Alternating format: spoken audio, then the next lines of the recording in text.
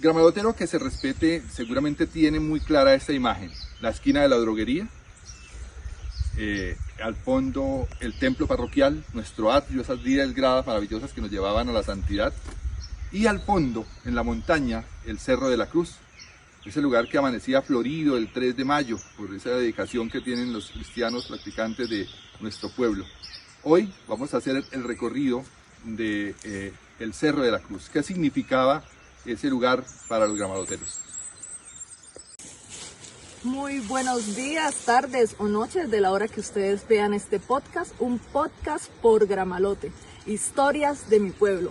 Hoy acá, desde la base de la Cruz de Santa Anita, esa vigilante que estuvo siempre con nosotros en la antigua cabecera municipal. Gil, bienvenido y gracias por acompañarnos. Diríjase a la cámara. Con muchísimo gusto, estamos aquí acompañando ese podcast, pues con algunas de las experiencias que hemos vivido en torno a este lugar. Entonces vamos a dar inicio a este intro con un análisis muy personal de una gramalotera que siempre ha tenido estas cosas en su mente y en su corazón y hoy quiere compartirlas con ustedes, propios y visitantes, que pueden ver la riqueza religiosa de nuestro municipio. Un trabajo que viene haciendo la Asociación de Turismo del municipio de Gramalote, encadenado con el municipio, hoy con nuestro coordinador de turismo y con nuestro amigo siempre de esta historia maravillosa de Gramalote que ha tenido bien a compartir con nosotros. Sin más preámbulos, empecemos. La Cruz del Cerro de Santa Anita. Una mañana cualquiera era normal ver en el cerro cada despertar aquella insignia de fe vigilante y protectora que nos acompañó durante gran parte de nuestra vida a tantas generaciones. Hoy, en un acto conmemorativo, venimos hasta su base para hacerle ese homenaje fuera a cualquier 3 de mayo que nos hacía subir en un acto piadoso y de fe hasta esta cima donde penitentes elevamos una oblación al cielo. La emblemática cruz blanca que resplandecía con los primeros rayos de sol que la tocaban se nos había convertido en un bello paisaje.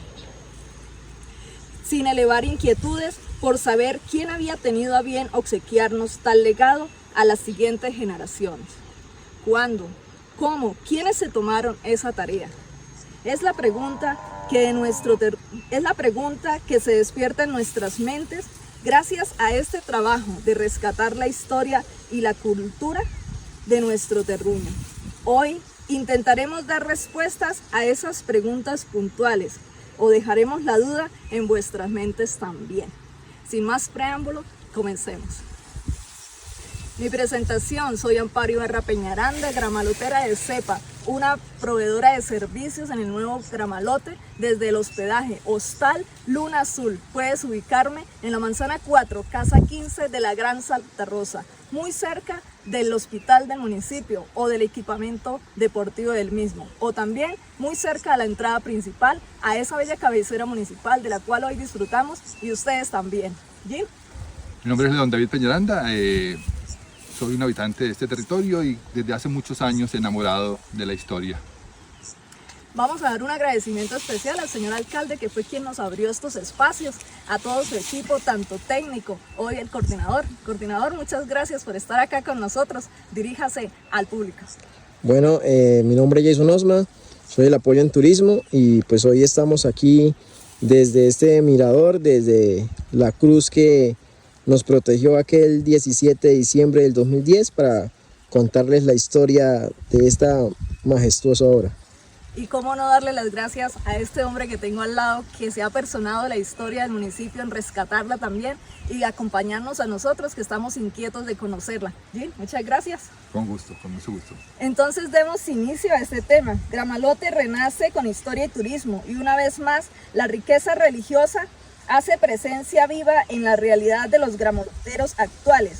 Y en este mes de mayo, donde se exalta a la Santa Cruz, vamos a resaltar la importancia del turismo religioso que queremos impulsar en este nuevo Gramalote, en un ejercicio de rescatar la historia y la cultura con la Santa Cruz, que posa en esta colina de la vereda de Santa Anita, quien se manifestó como gran protectora de nuestro pueblo y de nuestra gente aquel 17 de diciembre del 2010, soportando el embiste de la naturaleza con la presión que ejercía la remoción en masa, que se deslizaba amenazante falda abajo contra nuestro caserío en aquella fría mañana decembrina, siendo esta barrera natural la causa del magnánimo prodigio a la población, según lo reportan los estudios y la observación directa al terreno en mención.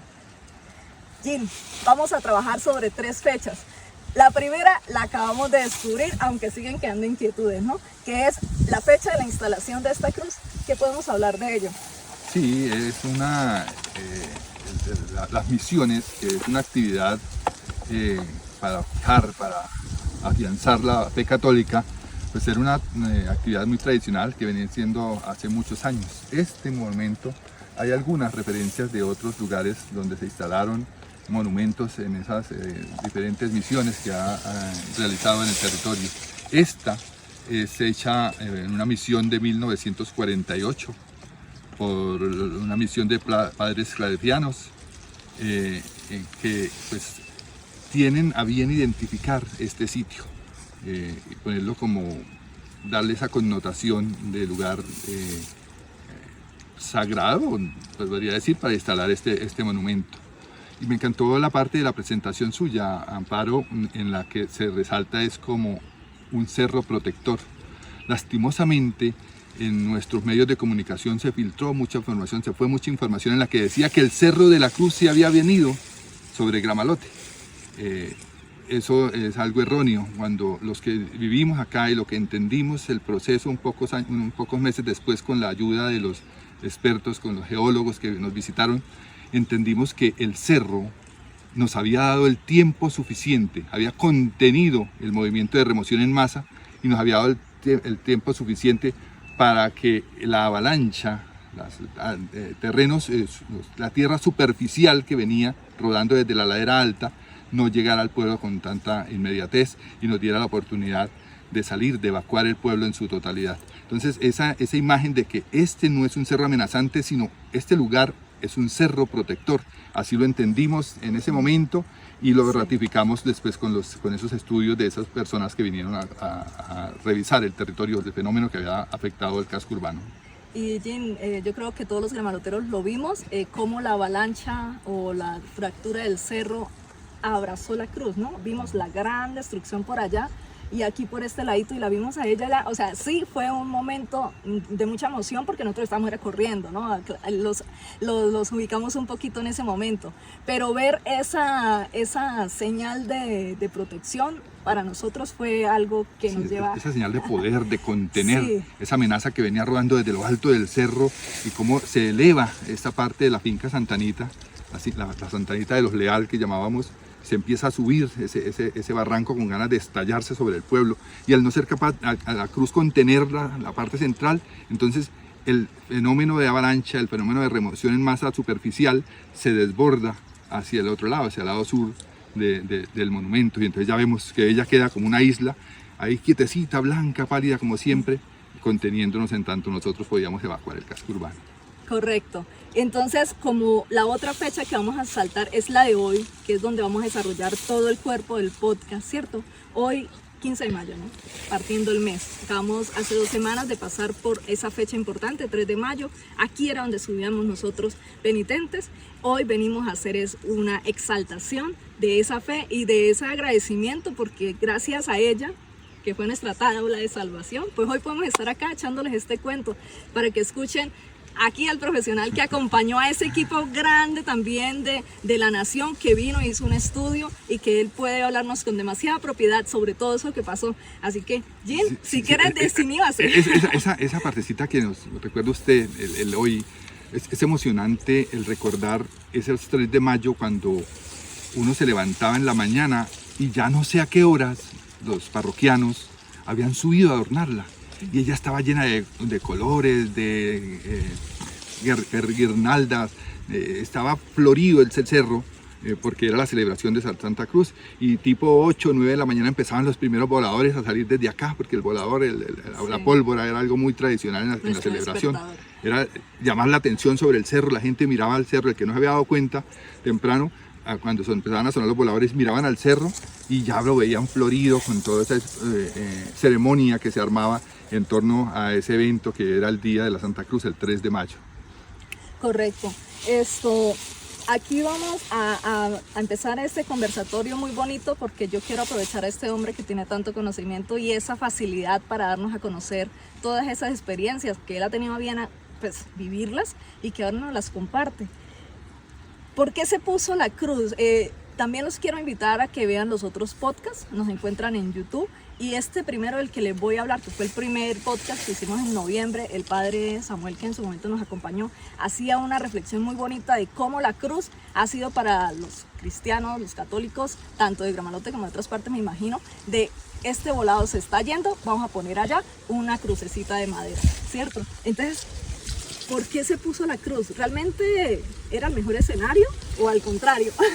Son especulaciones que uno Sí. tiene de hoy porque lastimosamente no hay nada escrito, ni hemos logrado identificar los documentos donde probablemente los claretianos, que son los que vienen a hacer acá ese ejercicio de promover este lugar, lo dejaron por escrito. Pero uno asume, y eso es como un concepto de religión, del lugar alto, el Gólgota, Sí. ¿recuerdan? Entonces traerlo a ese momento, ese lugar más visible, y tal vez en ese momento cuando ellos van a decidir el lugar, pues lo prefieren fácil acceso, relativamente fácil acceso, son unos potreros, es la loma del cerro, pero detrás de ese cerro había toda una leyenda, una cantidad de leyendas muy antiguas. Por ejemplo, el Barbón. El Barbón es una leyenda del territorio en la que habla de que alguien, un espanto, un duende, está tratando de molestar a los que están abajo, a los que están en el pueblo. Y esa leyenda es tan antigua que el primer nombre que recibe este territorio es el partido del Borbón, o sea, la vereda del Barbón.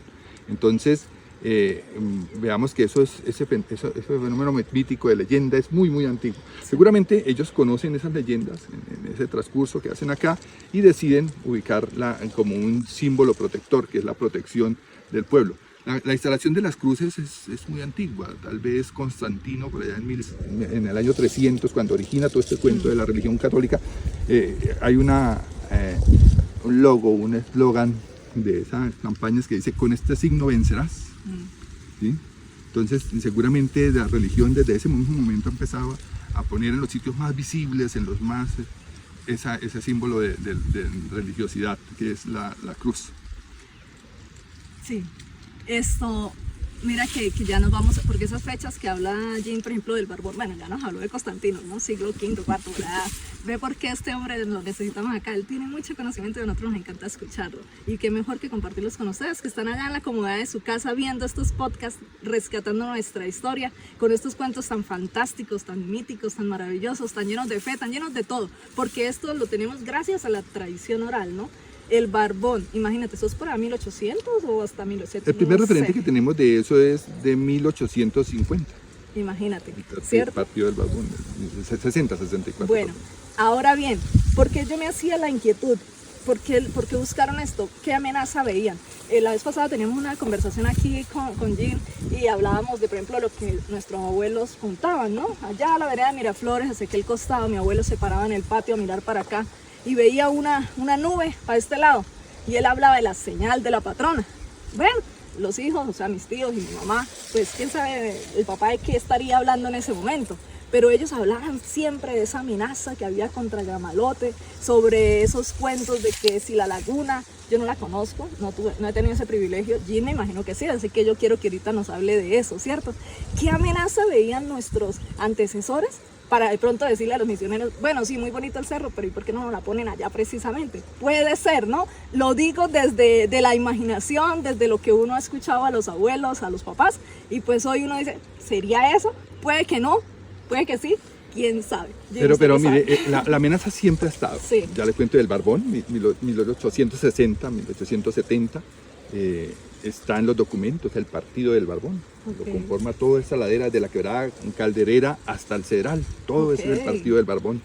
Lo que es hoy Jácome, Santa Anita, Triunfo, San Isidro, el Cedral, todo eso será el partido del Barbón. Está con referencias, con límites, lo podemos encontrar y manosear. Y ese nombre lo adquiere de ese duende que hay que quiere joderse en los que están ahí abajo, porque aquí hace muchos años estamos colonizados. Pero hay otra cantidad de leyendas impresionantes. La laguna de la que estaba hablando, que he recorrido este territorio palmo a palmo y como laguna no existe. Hay unos planes que tal vez se inundaban y pueden haber dado origen a esa y algunos comportamientos hídricos de la ladera que son espectaculares, que pudiéramos tener tiempo para charlar, pero necesitamos bastante. Hay otra leyenda que es la de la piedra. Una piedra que está amarrada con unas cadenas de oro y unos conjuros que está en la montaña, que si la piedra si se viene de plan, acaba con el pueblo, y si se viene de lado, acaba con la mitad del pueblo. Entonces ya hay otra leyenda. Ahí hay una leyenda. Y si uno puede escudriñar, la leyenda de la viejita. Eso ya lo llaman el Cerro de la Vieja, porque allá hay una viejita que sale en las tardes a echar las piedras a botes, a tratarse de joder en los que está abajo. La leyenda de la marranita de oro, la leyenda, la más popular, la maldición del cura. Es una maldición de un cura. Todos le echamos culpa a un cura diferente, pero que hay una maldición de alguien, la maldición de un cura. Se concentra la población, es un religioso el que hace la maldición. Entonces vea que siempre hay se tejía una amenaza. Correcto. Y en nuestro pueblo hay leyendas de que siempre hay un viejito en el parque vigilando el cerro, porque él tiene que estarlo mirando, porque en cualquier momento tiene que decir, no fuimos. Cuando sucede lo que nos sucedió, y los expertos, los estudiosos de estos asuntos nos dicen, ¿ustedes cómo hacen para hacer que el pueblo evacúe en 6 horas? La orden aparece en los textos a las 2 de la tarde cuando se une el CREPAT, y a las 6 de la tarde ya prácticamente está evacuado el pueblo. Entonces, ¿cómo hicieron ustedes esa vaina? Y yo la única explicación les decía, mire, por allá en los genes, por allá en lo profundo de nuestro ser, en el cerebro R, allá del reptil, estaba ya esa información de que ustedes se tienen que ir un día de acá, y llegó el momento de irse. Entonces, eso fue relativamente fácil convencer a la gente, bueno, nos fuimos porque se acabó este cuento. Entonces, llegó la hora. Ese es el momento. Ya todas esas leyendas, todos esos cuentos, de alguna manera habían llegado hasta nosotros, no éramos muy conscientes, no la teníamos muy clara. No sabíamos cuándo nos tocó a nosotros. Pero sí los entendíamos que esa amenaza estaba ahí en la montaña, en el Cerro de Santa Elena. Correcto. Yo quiero resaltar un trabajito que viene haciendo León David y el profesor Miguel Palacios. Ahorita Jean les dirá mejor. ¿Quieren saber sobre la viejita y sobre el barbón y todo eso? Lean esos relatos tan bonitos que hacen parte de la riqueza de nuestra idiosincrasia. Jean, ¿dónde los encuentran? Sí, son relatos que han llegado hasta nosotros. No son los mejores, quiero aclararlo. No, al menos yo no soy el experto. Don Miguel sí tiene una trayectoria muy importante en la recuperación de mitos, leyendas del departamento. Pero es un ejercicio que hacemos de los cuentos que han llegado hasta nosotros. Nos atrevimos a escribirlos y es más que todo un estímulo a que los lean y salgan los cuentos verdaderos, los que están metidos en la cabeza del abuelito, ese viejito, ahí está el verdadero cuento fabuloso, pero tenemos que sacarlo, y estos relatos que están saliendo los martes por diferentes redes sociales nos van a permitir, si lo hacen el ejercicio de leérselo a un abuelo, seguramente él le va a devolver 3, 4, 5, 10 mejores, mucho mejores relatos de los que estamos leyendo probablemente. Entonces es estimular al gramalotero a que recupere. Estamos todos deslumbrados con lo del turismo, y el turismo, lo más valioso, lo más potencial que tenemos para el turismo no es tan solo lo físico, es toda esa riqueza cultural, todo ese resultado de estos 200 años de ocupación del territorio, todas leyendas, cuentos, personajes que han pasado por nuestra historia y han dejado huella, y que lastimosamente por orgullo, por arrogancia lo estamos dejando, esos viejos los estamos dejándolos como abandonados, y es el verdadero valor. Un turista puede venir 10 veces a un lugar si hay un contador de cuentos que le cuente 10 versiones atractivas del lugar. Entonces no solo el físico, sino eso que está en la cabeza de los gramaloteros, hay que empezarlo a rescatar, y ese es el ejercicio de cuentos y leyendas gramaloteras. Sí, muy correcto. Y nosotros hemos sido producto de eso, de lo que nos contaban nuestros papás, nuestros abuelos, y así generación tras generación. Y estamos acá dejando esta estelita para que por medio de las redes sociales nosotros podamos dejar esto un poquito más fijo en la mente de todos, y eso, despertar esa curiosidad, porque a veces también lo hacemos porque pues va uno por la vida y no, como que va dejando cositas. Miren, aquí han pasado muchas cosas por mi mente, pero voy a procurar ser objetiva, porque estamos en medio de un potrero, una maravillosa pradera aquí a los pies de esta cruz majestuosa. Pero Jim nos habló de esa maldición, ¿no? Por lo menos yo hice acá una pregunta.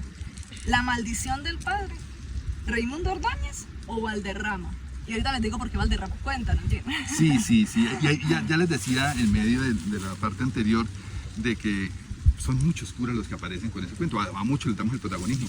No hay la certeza de que hubiera ocurrido. De pronto, las leyendas usualmente son una interpretación a mi manera de algo que ocurrió. Pero se fue consolidando y cuando suceden las cosas, cuando se manifiestan, entonces ¡pum!, cobran protagonismo. Claro. Estas leyendas de las que le iba hablando, 6, 7, 8 o 9 tal vez, en torno a la destrucción del pueblo, hoy cobraron protagonismo. Sí. Antes apenas era un referente y botadito, pero destruye el pueblo y la primera que revienta es la maldición del pueblo. Claro. Y hay unos personajes que las conocían y se volvieron y la defendían casi religiosamente.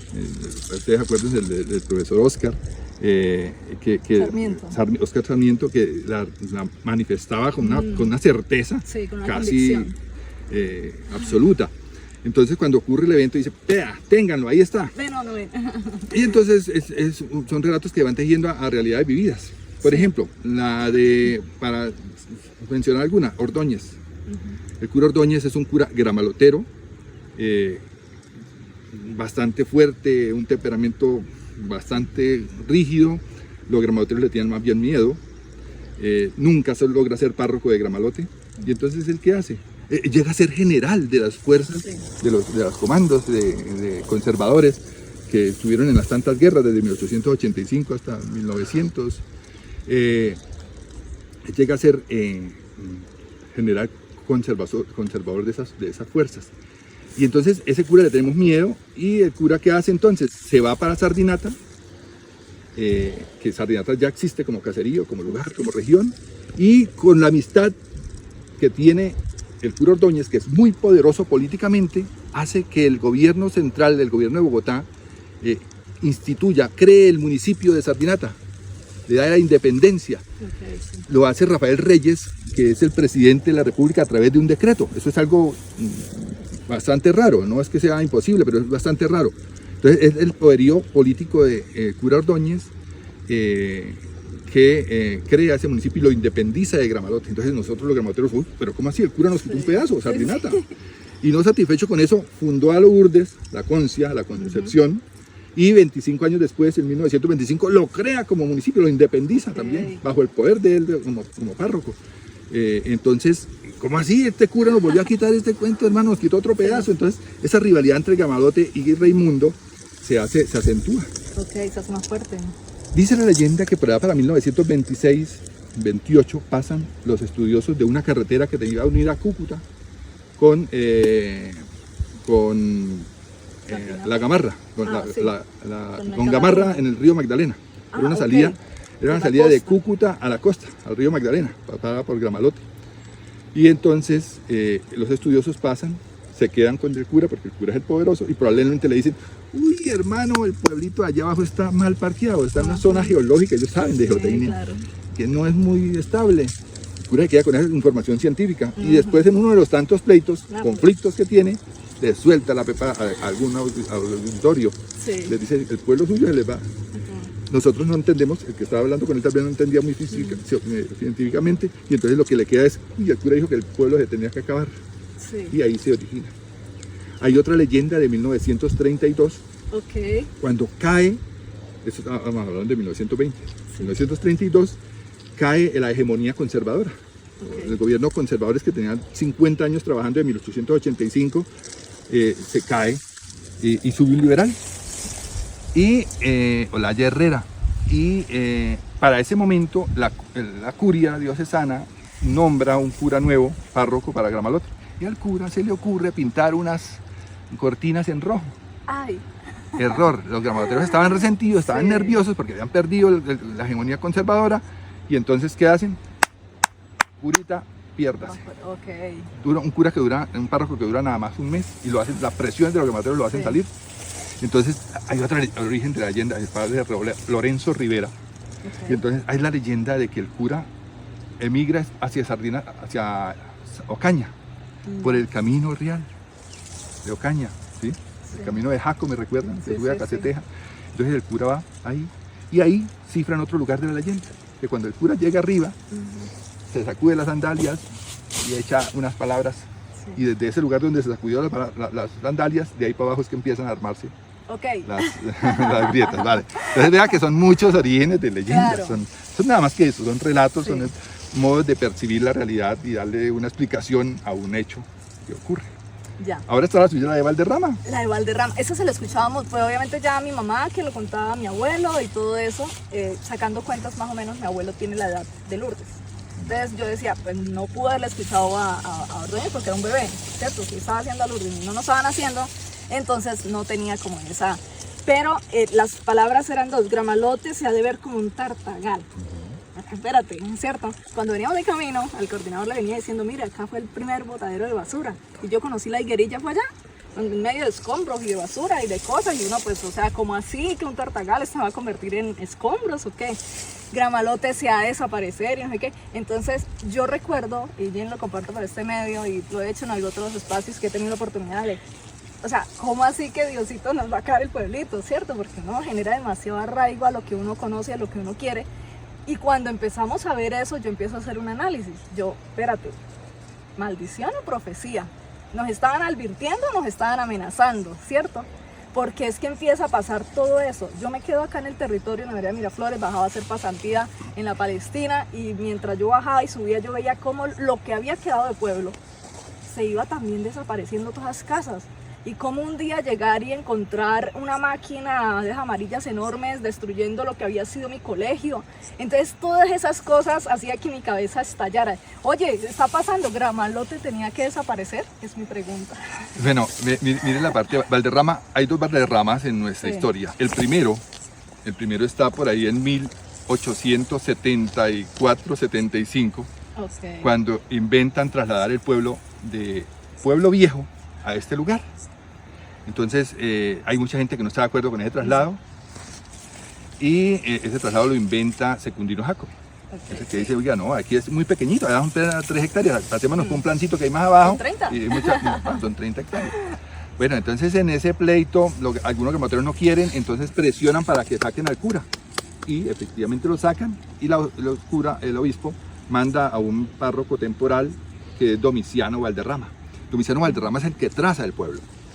Domiciano Valderrama es que dice, mire, las calles de esta manera, aquí para la plaza, aquí para el templo, pero el templo ya lo había comprado Secundino, el lote, pero de esta manera es que vamos a acomodar el pueblo, Domiciano Valderrama. Y luego viene otro, pero ya por 1920, como cooperador, si no estoy mal, no sé si llega a ser párroco, que después de 1900 llega ese Valderrama. Entonces hay dos Valderramas. Sí. Lo del tártago. El tártago es una planta extraordinariamente importante para nuestra cultura. Es una planta del Ricinus communis, es una planta en la que la semilla tiene unos contenidos prodigiosos de aceite, y ese aceite lo utilizamos para alumbrarnos. Entonces el tártago está en todas las casas, tienen que tener tártago. Para esa época, no estamos hablando de 1900, 1800, no, 1920. Las fincas todavía se consiguen. Entonces el tártago es supremamente importante porque sirve para remedios, para algunas emplastos, para el dolor de la rodilla, entonces se ponen emplastos del tártago, bueno, etcétera. Entonces el tártago está aquí y tiene una propiedad que, por esa forma que tiene la semilla, puede durar muchísimo tiempo, viable la semilla. O sea, ella como que se aletarga, se conserva ahí, se aletarga, y cuando encuentra las condiciones, ¡puf! Entonces probablemente en las paredes de nuestro pueblo, que son de tapia pisada, había mucha semilla de tártago. En los techos, que son barro con teja, entonces hay mucha semilla de tártago porque estaban los solares, de donde sacaron el barro. Cuando se cae el pueblo y entra el agua en contacto con ese barro que había estado permanecido seco, entonces ¡puf!, explota esa cantidad, y entonces vemos esa cantidad de tártago por las casas, en las ruinas. Entonces, ay, sí, mire, se volvió verdad esa leyenda. Realidad la profecía, correcto. Sí, entonces, si ustedes gustan, en la página de Azotográn, yo he hecho algunos videitos que he ido dejando pues para enriquecer nuestra página, promoviendo este turismo y demás, y yo hago ese ejercicio de relatoría. El que llegue al lado mío, algún cuento yo les echo. Entonces uno va subiendo como ese contenido, ese material a esas páginas, los pueden encontrar, porque yo hacía un cierre de ese análisis, ¿no? Bueno, maldición, profecía o milagro, ¿cierto? Y es porque, a ver, se acaba el pueblo y pues en aquel momento el presidente de turno, en esa emoción o en esa euforia, porque es que esto fue algo que movió a todo el mundo, ¿sí? El que supo de la historia de Gramalote se conmovió, y el hombre promete hacernos el pueblo. Y bueno, pues es que siempre hemos tenido como esa duda, ¿no? Ante esas promesas, y empieza a pasar el tiempo y todo eso y uno no puede ser. Cuando ya se torna todo y vemos que sí se hace el pueblo, entonces vuelve y viene, oh milagro, ¿cierto? Porque además esta cruz nos permitió salir. Mientras ella contenía, nosotros corríamos.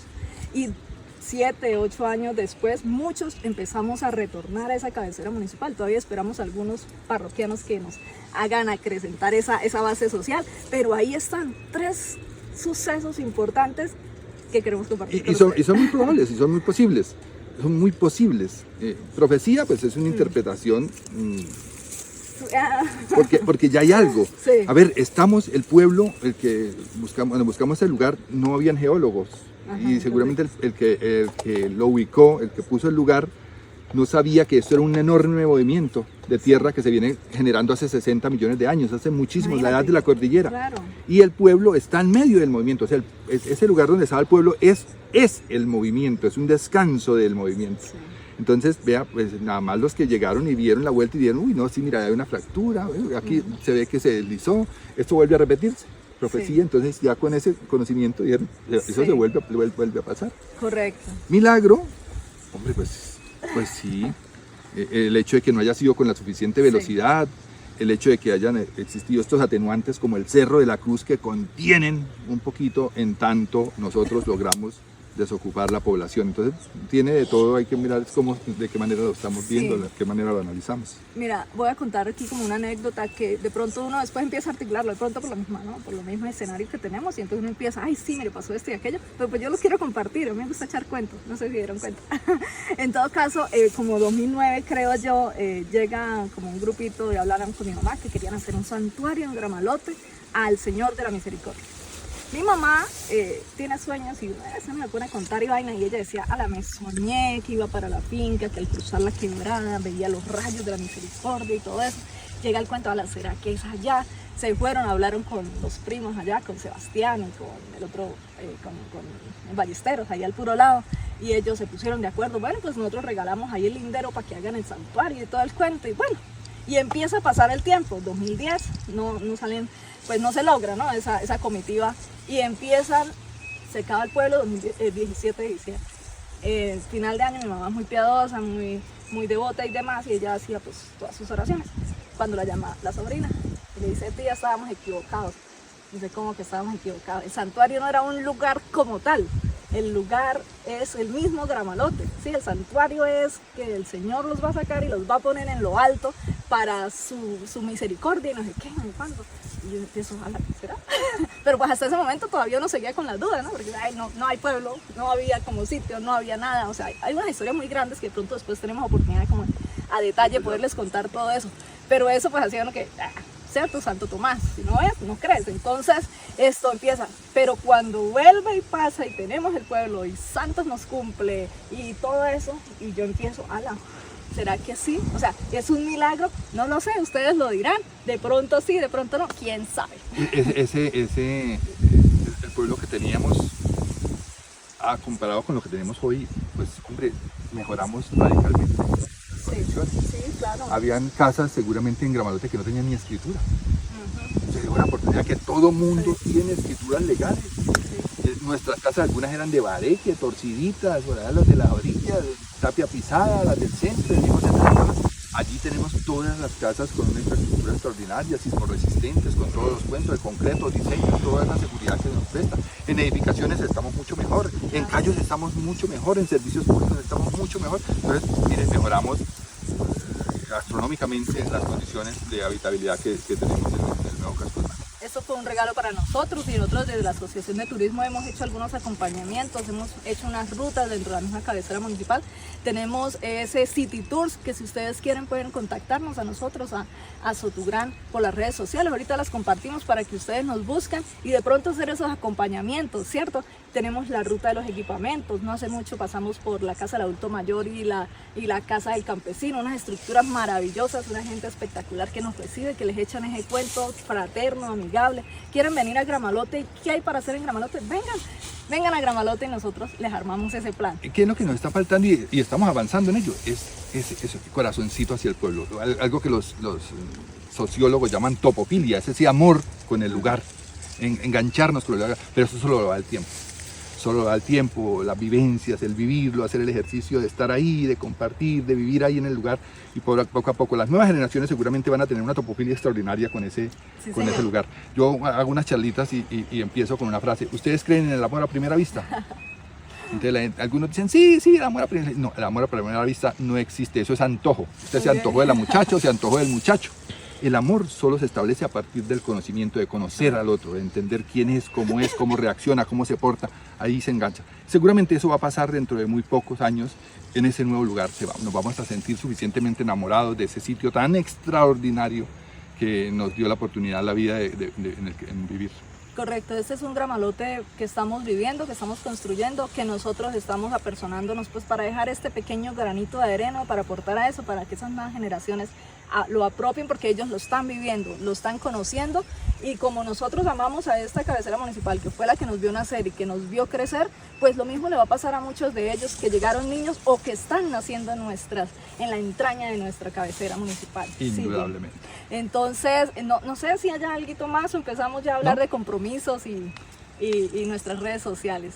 Bueno, ya para dar cierre aquí al podcast, coordinador, ¿cómo le pareció el tema? Súper importante, pues muchas de las personas jóvenes, como lo soy, como muchos jóvenes del mismo Gramalote, no conocemos estas historias, y pues es importante saber cómo nuestro legado, como nuestras historias de nuestros antepasados, como esas historias que quedan en el voz a voz de las personas mayores, y es importante saber todo ese tipo de información, por decirlo así, para nosotros como jóvenes poder replicar a futuro estas historias y hacérselas saber a nuestros hijos o a nuestras futuras generaciones.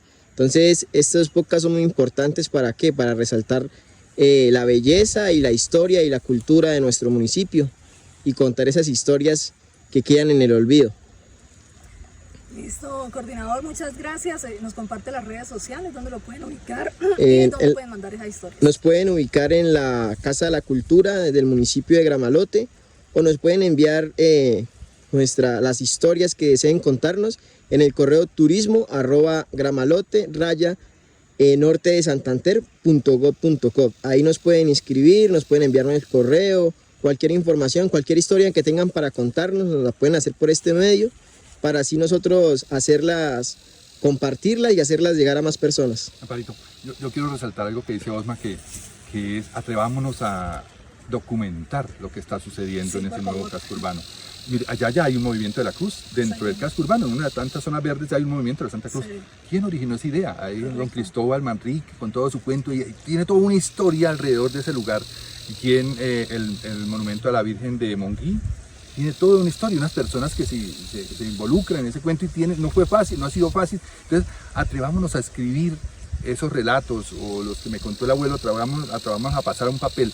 Es muy, muy importante dejarlo por escrito, porque es la forma segura en la que pueden pasar la información a futuras generaciones, y eso es parte de la nueva identidad que debemos ir creciendo, esas realidades que sucedieron acá. Estamos contando esta realidad que sucedió acá en 1948, cuando instalaron este monumento. Bueno, empecemos a dejar documentada esa realidad que hemos vivido allá en estos 5 o 8 años en que llevamos ya habitando ese nuevo asentamiento. Sí, Jean, muchas gracias por el aporte y esa invitación. Escuchemos a este hombre que tiene tantas cosas, pero de pronto viene la réplica, ¿cierto? Esas cosas que queremos nosotros también contarle a él, ¿cierto? Estamos abiertos esos espacios, pero van a sentar con Jean en varias ocasiones y hablar de muchas cositas que están ahí, pero pues uno, mientras está en la calle, simplemente hola o chao. Mientras que estos espacios nos permiten eso, de pronto escribir ahí en este podcast todas esas historias, escribirle al coordinador y su oficina, de pronto encontrarse con Jean un día y venga Jean tal cosa. Ellos están recopilando mucha información. Con este podcast nosotros ya lo tenemos programado, agendado hasta diciembre, y entre unos de esos hay unas insignias de nuestra nueva cabecera municipal, ¿cierto? Porque llevamos este relato, empezamos con la cruz de violetas. Hoy estamos acá en el propio mes de la cruz, acá lo que festejamos nosotros los creyentes en Gramalote, pero allá tenemos esa cruz. Así que si ustedes nos están viendo y todo eso, queremos que nos puedan aportar toda esa información y poder crear ese podcast por Gramalote con esa historia que se está escribiendo desde la nueva cabecera municipal del nuevo Gramalote. A veces con eso de la tecnología, de la internet, de los celulares, pues nos da la propiedad de llegar a cualquier lugar del mundo que se han atrevido a escribir, pero de nosotros no entendemos nada y debemos entender que nuestra historia está en la cabeza del abuelito, del tío viejito, aquel que habla cháchara. Ahí es donde está nuestra historia. A veces llegan estudiantes por alguna circunstancia, oiga, quiero saber algo del municipio de Gramalote tal que no está en la internet. En la internet hay muy pocas cosas, la mayoría está en la cabeza del abuelo y eso es lo que queremos rescatar. En la cabeza del tío, tratar de sacar en las conversaciones, recuperarla. Conocemos mucho de la información china, de la información hoy que está de moda China, de los gringos, de lo que pasó con Europa, de lo que pasó con el Medio Oriente, pero de lo nuestro, la verdad, es muy poco lo que conocemos. Entonces, hagamos la experiencia, descubrillemos un poquito una historia, recuperémosla y atrevámonos a escribirla. No nos dejemos achicopalar de que, ay, no, es que yo no sé escribir, no, intentémoslo y verá que sale alguna cosita de pronto. Sí, claro, y Jean la vez pasada decía, bueno, de pronto si no tengo la facilidad para la escritura, pues agarro el teléfono, hago un audio y de pronto eso también se le puede hacer llegar al coordinador, ¿cierto, coordinador? Claro que sí. Estoy dejando tareas, sí, una coordinadora, excelente. Nosotros estamos haciendo la tarea desde acá, ¿cierto? En efecto, uno consigue muchas cosas en la internet, pero es que alguien fue y metió esa información allá, ella no está ahí porque sí. Nosotros tenemos muy poquita información de Gramalote, vamos y metamos esa pequeña información, metámosla como esa historia que me contaron los abuelos, verdad o mentira, no importa, a la gente le gusta el cuento, le gusta escucharlo. Yo desde el hostal, mis inquilinos llegan y ¿qué pasó? Sigan, siéntense y hablamos, ¿cierto? También hago un ejercicio de relatoría ahí desde el parque principal. Me pueden ubicar también los domingos en la carpa de fresas con crema Carvajal, ahí al lado del letrero de Yo Amo Gramalote. Usted quiere un postrecito, se le vende, pero quiere escuchar la historia o simplemente quiere que alguien le dé una indicación, ahí estamos para servirles. Acérquense a nosotros y nosotros podemos darles esa información que usted quiere o simplemente el cuento maravilloso de esta historia que estamos escribiendo y la que estamos rescatando. ¿Sí? ¿Algo más? ¿No? Creo que sí, Entonces, bueno, vamos a quedar ya con esos compromisos, podcast para el mes que sigue. Vamos a procurar que sea el de la cruz de la nueva cabecera municipal y de ahí para adelante ya armaremos el resto de itinerario. Nuestras redes sociales. En Facebook encuentran Hostal Luna Azul, en Instagram hostal.luna.azul y en TikTok @hostallunaazul0. También a Sotugran la pueden encontrar así en Facebook, en Instagram y en TikTok. ¿Algo más o nos despedimos? Creo que ya ¿Listo? Entonces esta despedida es con un viaje de fe y tradición. Hasta la próxima.